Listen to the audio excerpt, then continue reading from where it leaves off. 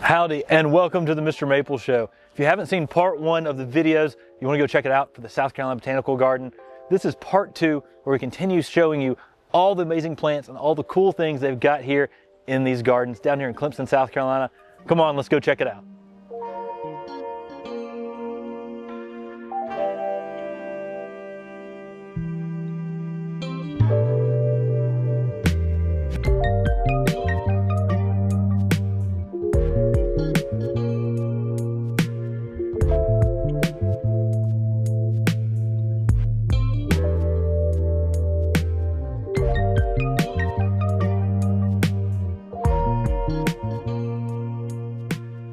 And this is when you really enjoy these paths.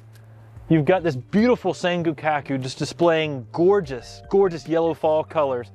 Back here, hidden on a pathway, if you can see back there, there's actually a bench to sit back there and enjoy this little cove in the garden. And that's what these gardens, you can tell they're really well thought out. You can tell that someone has made this so that, you know, a student or someone who's just sitting around wanting to contemplate different things can sit back there, rest, have this peaceful environment in the garden, and enjoy the beauty of the Sango Kaku. Sango Kaku is known for having that bright red bark during the winter months, but right now is really when you notice these trees in that yellow fall color. When many of your other Japanese maples are going to the reds, the coral barks, the Sango Kaku specifically, goes to that bright yellow in the fall. And it goes early and it stays for a long period in the season, making it one of the more dynamic plants for Japanese maples in the fall.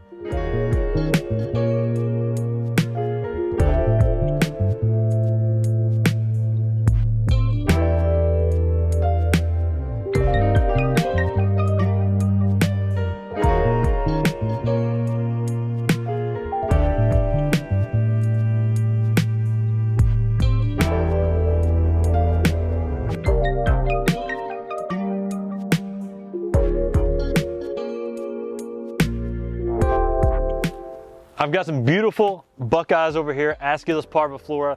A lot of them already went to fall color and dropping leaf. This pond is flanked by some bald cypress. So some nice bald cypress here on the entrance. But these water features are so important to the garden. And the hardscaping, I mean, check out this bridge. Just adds to the dynamics of the garden, allows you to be able to walk through, stand here, enjoy this beautiful pond. And I'm seeing some beautiful Japanese maples behind the camera.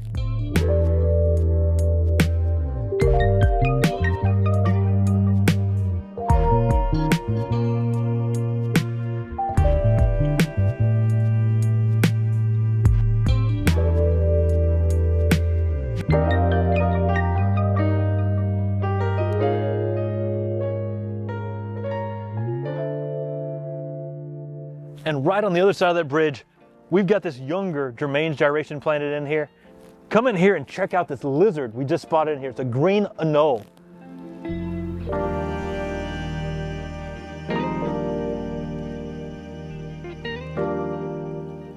Now, Germain's gyration, this is one of the fastest growing weeping green lace leaves. So it's gonna make a really big specimen here. Hasn't started fall color yet. Well, a few tinges of the leaves, but you get some yellows and some oranges. But follow me this way because you're gonna see some awesome Japanese maples here in the garden. Right over here, we've got a fire glow. Then right up there, starting with yellow fall color, we've got an Acer palmatum wildfire. Hidden in the back, a Skeeter's broom. And up front, here as a lace leaf, we have an orangeola. So there's so many Japanese maples here in this garden. It's everywhere I turn, I see another one. And I see all these cast iron plants and I see all these unique perennials that I'm not familiar with growing here in the garden. Y'all, I'm getting really excited. Y'all, check out this large Metasequoia glyptostroboides dawn redwood. It's got a little bit of yellow hue to the leaves. You know, normally a lot of these go to bronzing in the fall. So I'm assuming what I'm looking at here is likely Ogon. Ogon is a golden selection of those dawn redwoods. It's a fast growing selection, makes a beautiful specimen in the garden. And they've got it right here at the pond, on the side of the pond, just looking beautiful. And this tree's got some age to it, so you can really see the amazing bark. Y'all, I walked right by this and Corbin pointed this out to me. This is Acer palmatum Maymont. And they even still have the MrMaple tag hanging on this tree. Maymont is a grafted selection that was from a seedling that's in the ground at Maymont Park in Virginia. And it has a really nice bronze color in the early spring. And in the fall, you can see these nice yellows and oranges. Really awesome to see something like this out here in the landscape, especially that it's got that MrMaple tag on it still. You know where it came from. You know, this is a really rare cultivar and one you don't frequently see, you know, in the landscape. And we're seeing it down here at the South Carolina Botanical Gardens. Y'all, I'm standing underneath a giant Acer palmatum cereus down here in Clemson, South Carolina. Cereus really gets out there. You can get some blue-green colors in a little more shaded situation like this, but it's vigorous and makes a nice specimen in the garden. One of the things I like about cereus, instead of having that straight up habit that you think of with many upright Japanese maples, the branches spread out. And that means this tree is going to take up a lot of space in the garden and sort of give you more structure. And it does that in such a beautiful way. It's extremely heat tolerant. And when it goes to fall color, it's outstanding. In fact, when we were in Japan, it's one of the few cultivars we saw used at Japanese temples that were cultivars already, that were grafted specimens in the landscape with Acer palmatum cereus. And as you can see, this giant cereus on this side, on the other side over here, we've got a big Acer palmatum ribbon leaf. I know that because we grafted from this years ago from this tree. And I see some awesome fall color right over there. Let's go check it out. I mean, this tree is likely just a big Acer palmatum, subspecies palmatum. We'll check it out as we get over there. But the fall color is off the charts right now. So I think it's something we should definitely put on camera. Check out the fall color on this Acer palmatum, subspecies palmatum above me. It's just rocking it out right now. It's turned a little bit earlier than many of the other trees that we've seen so far.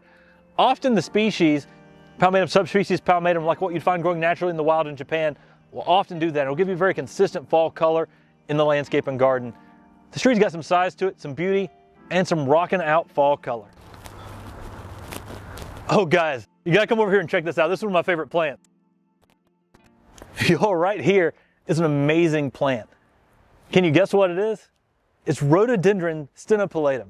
It's one of my favorite azaleas. It has basically like a linerlobum version of a leaf because it's elongated.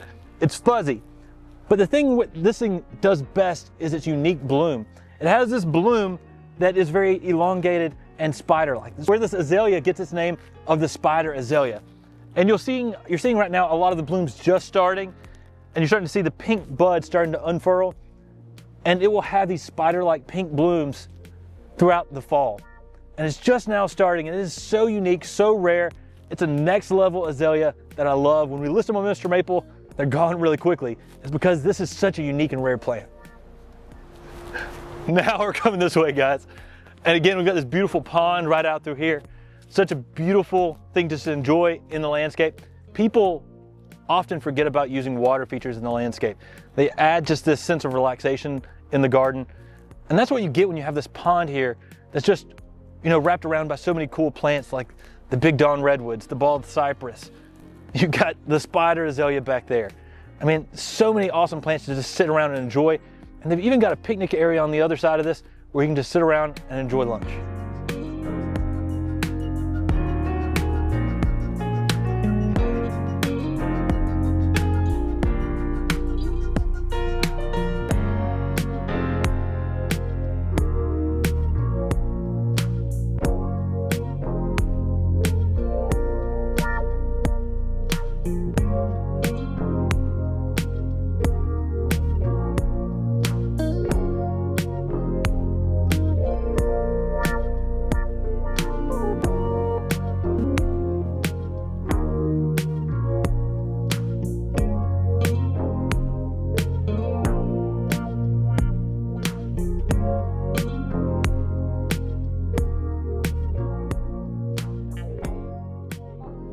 Y'all check out this Aesculus parviflora.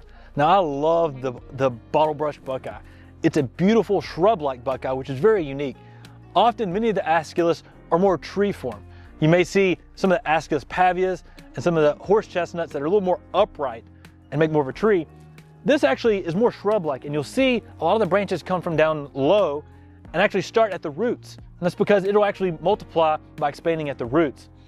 Now, bottlebrush buckeye in the early spring and through part of the summer have these very elongated white blooms, and you see here the flower stems from where the flowers were. These will later turn into buckeyes, and you see these little buckeyes that you can actually pick up to grow more horse chestnuts with, or some people say they're lucky. But this is such a very beautiful tree and shrub to have out in the landscape. The animals love eating the buckeyes as well. And as you can see here, it can even get you some yellow fall color in the fall.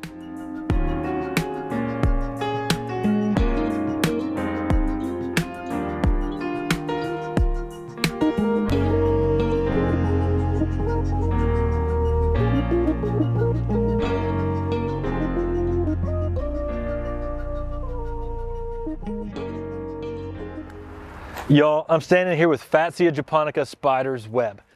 Now this is an amazing selection of a variegated fatsia.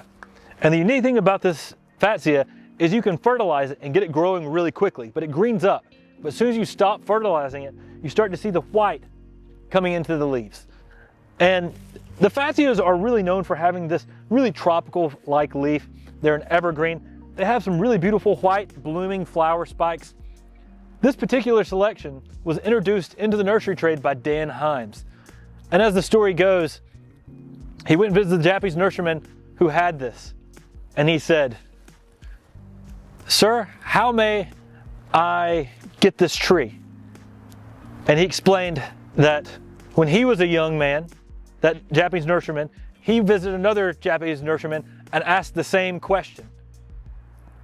And he said, there is a little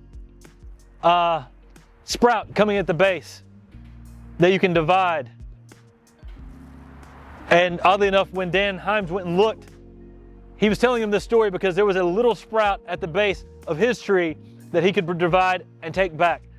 And all of the spider's web that came into the nursery trade basically got out there because of Dan Himes asking that very question. And that one nurseryman who had shared it with another nurseryman. I mean, it's crazy. And you can actually have this actually produce sometimes by division at the very base, or just sort of multiplies just a little bit beside of itself. But this is such a fun, next level Fatsia japonica. Love what these do in the shade garden. Just those big leaves providing just this unique texture, and these white flower bloom spikes.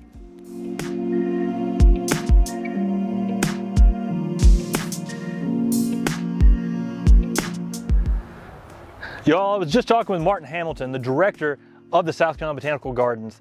And if you like this garden and you come here and visit and really enjoy this, you can actually become a member by going to the South Carolina Botanical website. And they have different membership levels, and you can go and become a member to help support this garden. And they're working hard to really get someone to curate the collection here. That's something they'd really enjoy, and something you can do to help promote horticulture and gardening in the Clemson area. Y'all, behind me, gorgeous Sango Kaku going into yellow fall color. I mean, everywhere we go, we're seeing so many awesome Sango Kakus in fall color. We were just at Gibbs the other day. I mean, this thing really shows out everywhere we go. It's just still in the show with the bright yellow fall color. Y'all, thank y'all for joining in for today's walkthrough of the South Carolina Botanical Garden. You know, this is just a beautiful place. And to me, if you get a chance to come by and visit this, it has some next level plants in this garden. There's plants that I saw with MrMaple tags. There's plants I know that came from Ted Stevens at Nurseries, Carolina, that you've never seen anywhere else. This garden has some next level trees, and you can really learn to appreciate all the beauty that you can have in the garden. Thank y'all for jumping in today's video. Take care, God bless, and have a great day.